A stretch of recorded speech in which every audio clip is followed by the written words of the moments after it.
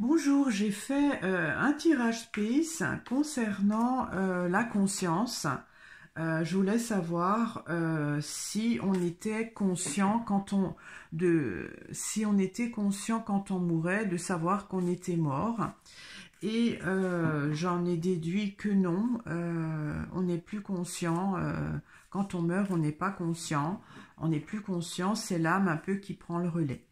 Et donc, suite à ce tirage, il y a eu certains commentaires assez intéressants et j'ai envie de continuer là-dessus. Il y en a qui posent la question si la conscience, tout simplement, c'est pas la vie, pourquoi pas? Mais qu'est-ce qu'est la vie? Ben, moi, je vais continuer dans ce système-là de conscience en posant la question tout simplement, qu'est-ce que la conscience de l'être humain? Qu'est-ce que la conscience de l'être humain? Est-ce que ça fait partie de l'âme? Est-ce que c'est deux choses différentes, l'âme et la conscience? Voilà, qu'est-ce que la conscience humaine? D'où elle vient? À quoi ça sert? Voilà. Il y a l'échelle avec l'homme. Alors l'homme, c'est l'être humain en général, hein, et l'échelle, ça parle d'une dimension. Alors la conscience est une dimension humaine. Ou, enfin, dimension, c'est pas vraiment le mot. Je vais peut-être trouver un autre mot durant le tirage.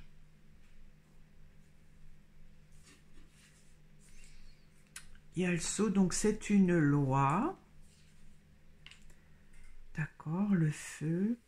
Alors, le feu en tirage P, c'est pas violent. Le feu, c'est le côté divin. C'est comme le feu divin quand les apôtres avaient une flamme au-dessus de leur tête. Hein, vous voyez, c'est ça en fait. Je ne sais pas exactement le terme, excusez-moi. Donc c'est une loi divine, je dirais. Il y a la clôture. Donc la conscience est à un endroit particulier.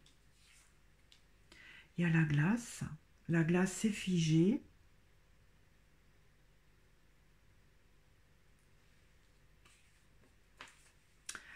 Alors, la conscience est quelque chose de cristallisé. C'est un état, pas un état modifié, parce que la glace, voilà, quand il n'y a pas de glace, il y a de l'eau. L'eau, c'est l'émotion. Et là, la glace, c'est toujours de l'eau, mais dans un autre état. Il y a le mur, quelque chose d'impossible. Et le nuage,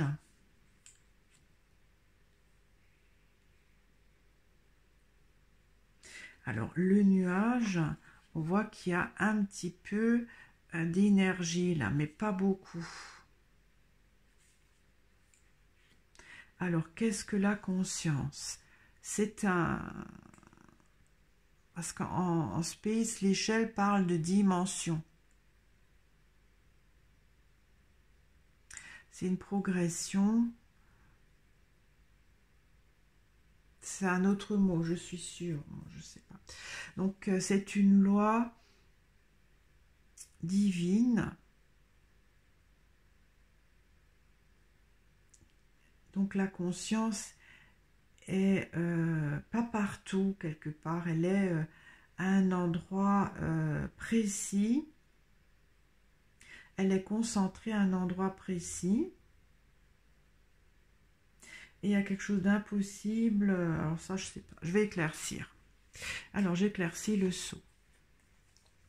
Il y a l'orage. L'orage, ça parle aussi d'énergie. Hein. C'est une loi...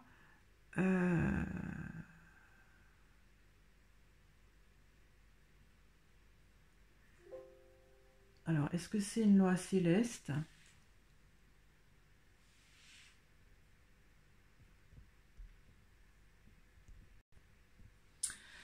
Donc c'est une loi céleste. Alors là, ça parle plus euh, d'univers, enfin voilà, des côtés, du côté espace que divin.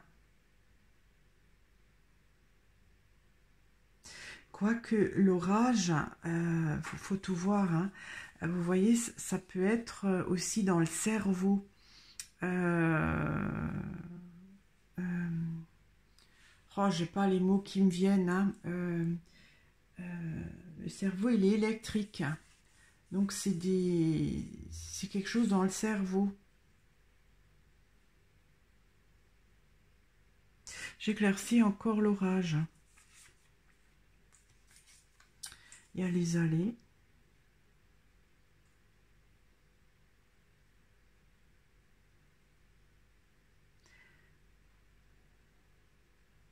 Alors ça peut aussi concerner, si on veut,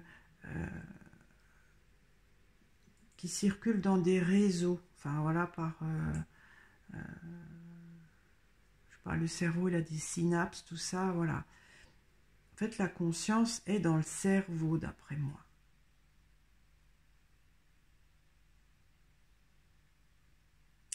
Et le feu, c'est une superbe énergie, hein, le feu. Je prends une carte pour le feu. Il y a la gargouille.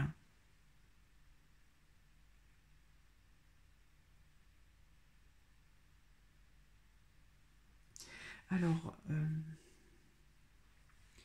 si je considère que le feu, c'est de l'énergie pure, la conscience est une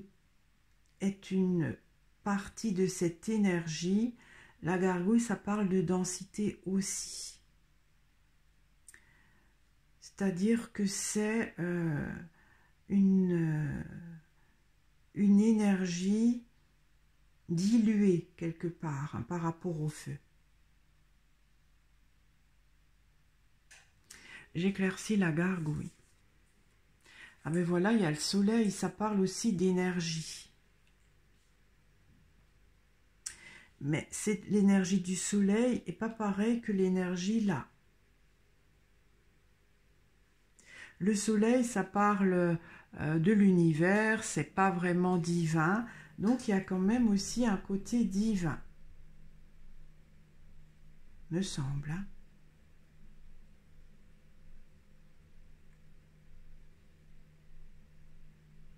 On dirait que la conscience a besoin d'une énergie de l'espace, donc le soleil, voilà, la matière, et est composée aussi d'un côté sacré.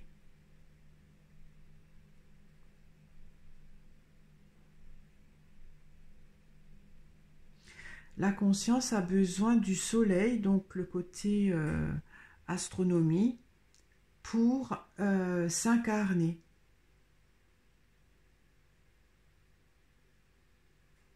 Pour se figer. Parce que le feu,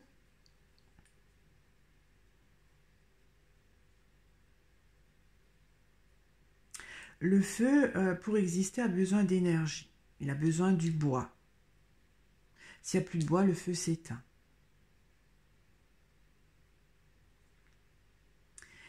Et la conscience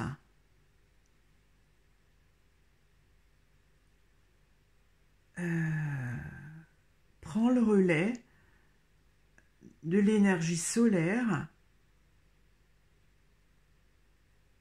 pour s'incarner donc dans le cerveau humain. Étrange, hein? Alors je ne sais pas par quel moyen, peut-être que j'arriverai par la suite.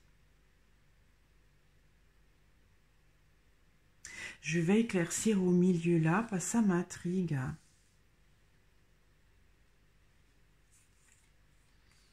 Il y a l'âne. L'âne qui dit non.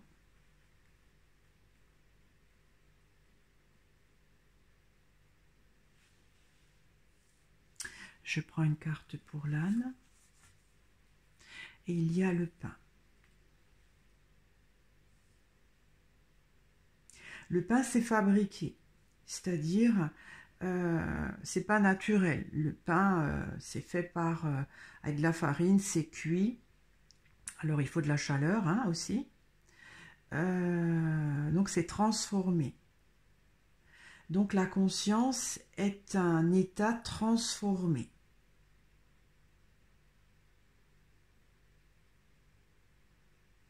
Parce qu'il y a une loi physique qui le demande.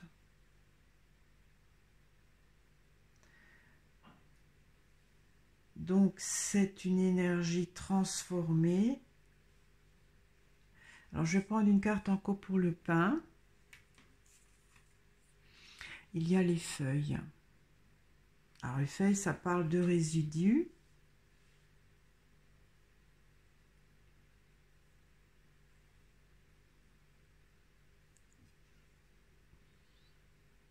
Je sais pas ça.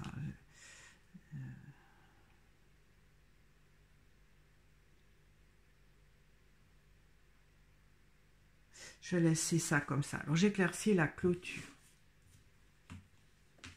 Ah, les cartes glissent. Je vais les remonter. Il y a les noix. Alors les noix, c'est aussi le cerveau.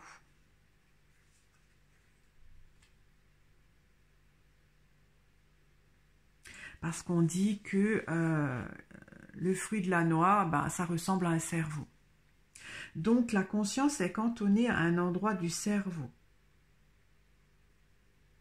D'une manière cristallisée, avec la glace.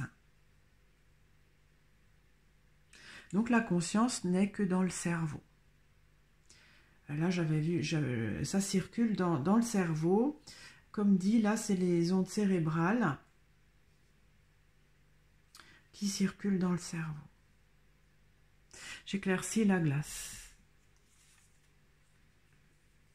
Il y a la flaque. Alors, vous voyez, ça, c'est donc de l'eau gelée.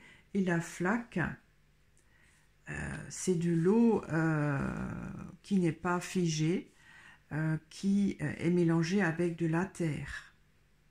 La flaque est c'est un reste d'orage, hein, voilà.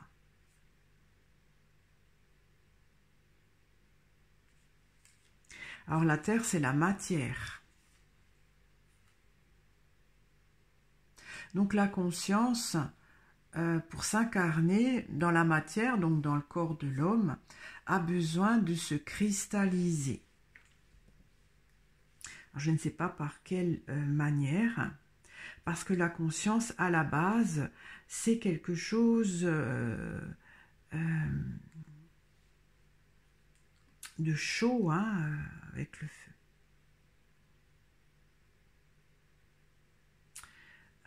Comme dit, le feu, là, a besoin de carburant pour exister. Et donc, pour s'incarner dans la matière, elle fait une transformation par, elle prend le relais par l'énergie solaire. Elle se transforme, elle se cristallise, elle se refroidit quelque part, hein, parce que le feu c'est chaud, la glace c'est très froid.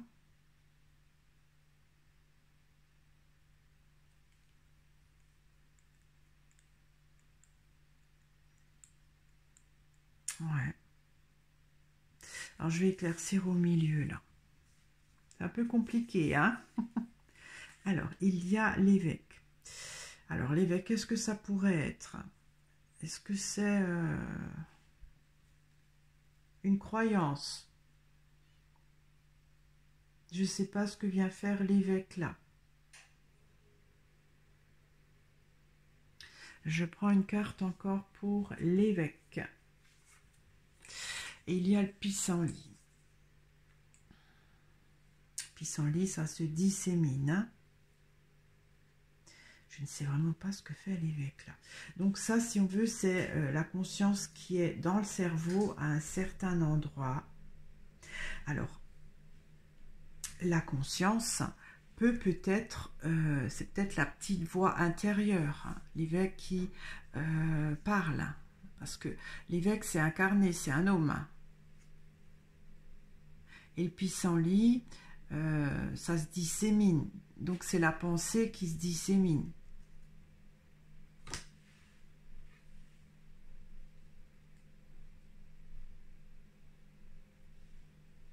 Bon, ma question est de savoir d'où vient la conscience, à quoi elle sert. Hein. En fait, d'où vient la conscience, là c'est quand même assez encore, pour moi, mystérieux.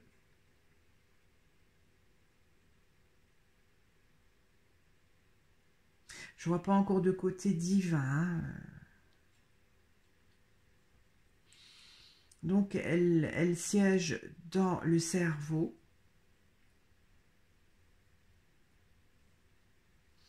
Et donc, c'est elle qui aide à penser. Alors, je vais éclaircir le mur. Il y a quelque chose d'impossible. Alors, il y a la roche. La roche, c'est la réflexion. C'est le côté aussi cerveau qui permet de réfléchir, hein, d'étudier.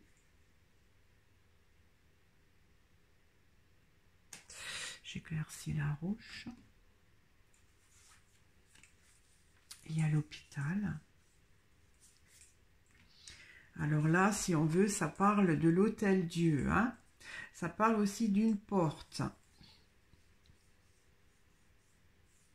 Donc, il y a quelque chose d'impossible. On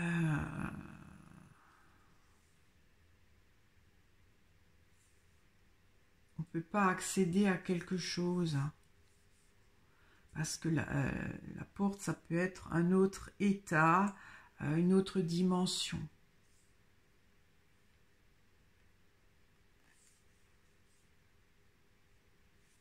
Je prends encore une carte pour l'hôpital. Il y a les boules. Alors, les boules, ça parle de dimension aussi, c'est-à-dire une certaine lourdeur, hein, pour certaines densités qu'il faut. Donc, il y a quelque chose d'impossible.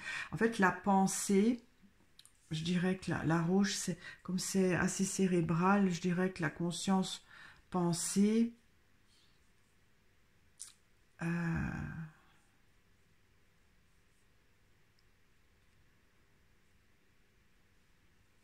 c'est comme si la conscience ne peut pas s'incarner autrement que par cette façon-là. J'éclaircis le nuage. Alors, les cartes. Il y a le roseau, donc une souplesse, une adaptation. J'éclaircis le roseau. Il y a le pigeonnier.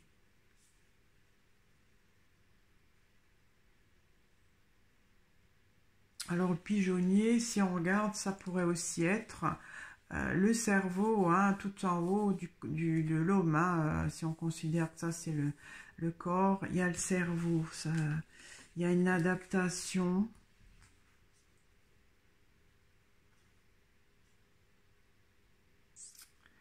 Le nuage, comme on voit qu'un peu de soleil par rapport à là où c'est très vif, hein, c'est comme s'il y a un filtre.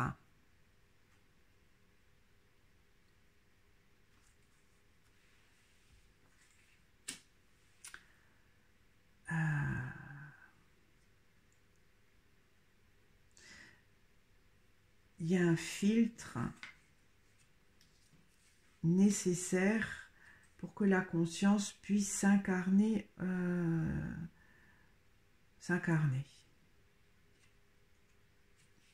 Alors, je vais prendre une carte au milieu. Il y a le sapin.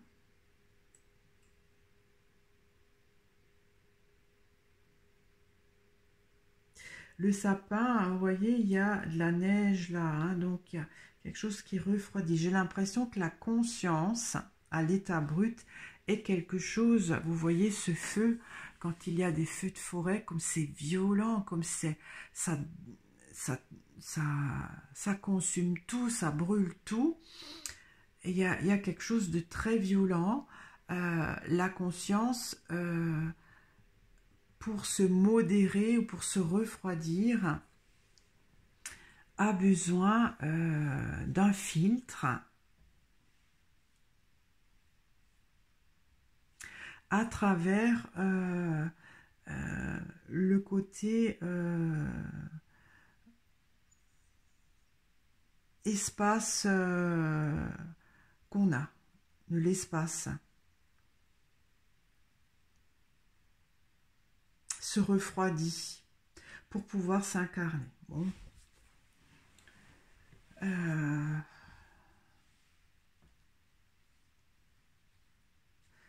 Bon, à quoi sert la conscience? D'où elle vient? Là, d'où elle vient, je ne sais pas. Parce que le feu, c'est... En fait, le feu, il apparaît presque par magie, hein, quand on regarde. Si vous regardez Koh-Lanta, quand ils font le feu, ils frottent un morceau de bois d'une certaine façon, et le feu apparaît, il y a un côté magie.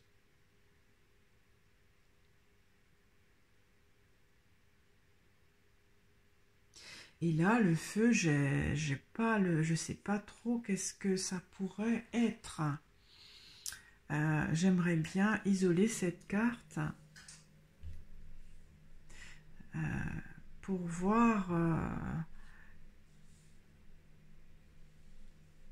qu'est-ce que c'est, d'où il vient. Je vais prendre une carte là et là pour le feu. Ah, il y a la coccinelle, donc c'est la bête à bon Dieu quand même, hein. C'est divin, hein. Ouais, il y a un côté divin là. J'éclaircis le feu. Il y a la lune.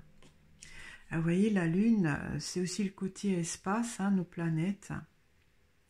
Et là, c'est éteint. La lune est un astre mort par rapport au soleil. Alors, je vais peut-être mettre ça comme ça.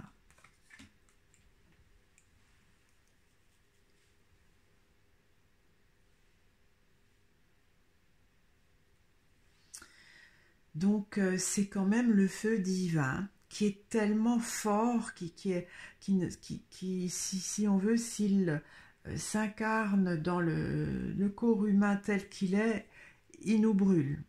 Il nous brûle parce que pour exister, il a besoin de carburant, voilà, pour exister. Et là, en s'incarnant,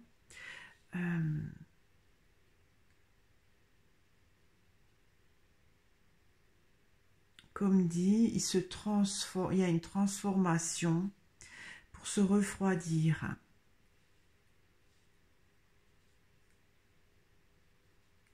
Avec notre système solaire. En fait, la Lune est aussi importante pour la conscience, pour nous. La Lune, quelque part, fait le miroir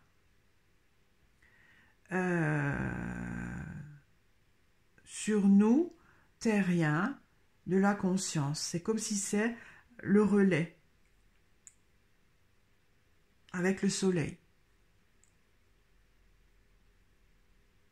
La conscience a besoin donc de notre système solaire pour se transformer d'une façon qu'elle ne détruit pas tout. Donc elle se transforme, elle se densifie un peu, se cristallise par l'énergie solaire. Et c'est l'énergie solaire qui, en éclairant la lune, entretient notre conscience. Alors c'est très space, hein, c'est ce que je comprends. Hein. Mais il y a un côté divin. Donc c'est uniquement dans le cerveau, hein, la conscience. Après, comme dit, l'âme, c'est... Je vais peut-être faire un deuxième tirage. L'âme et la conscience, à quoi ça sert? Parce que si la conscience arrive, la conscience est donc dans les pensées, elle fait aussi, si on veut, elle dicte des choses. Enfin, ça se dissémine dans le cerveau. Ouais. Alors, je vais éclaircir la coupe, l'homme, donc qui est l'humain, voilà, et l'échelle qui a une dimension. Alors, j'éclaircis l'échelle. Il y a la grange, donc ça, c'est le patrimoine. Ça peut aussi être notre corps.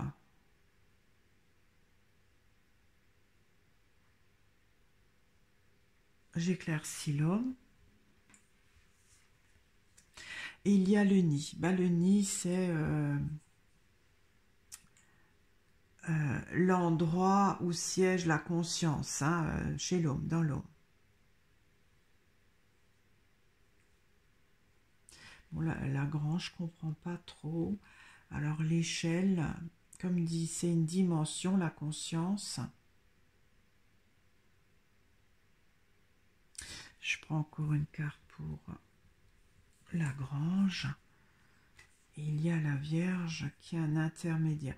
Bon, la grange me paraît quand même être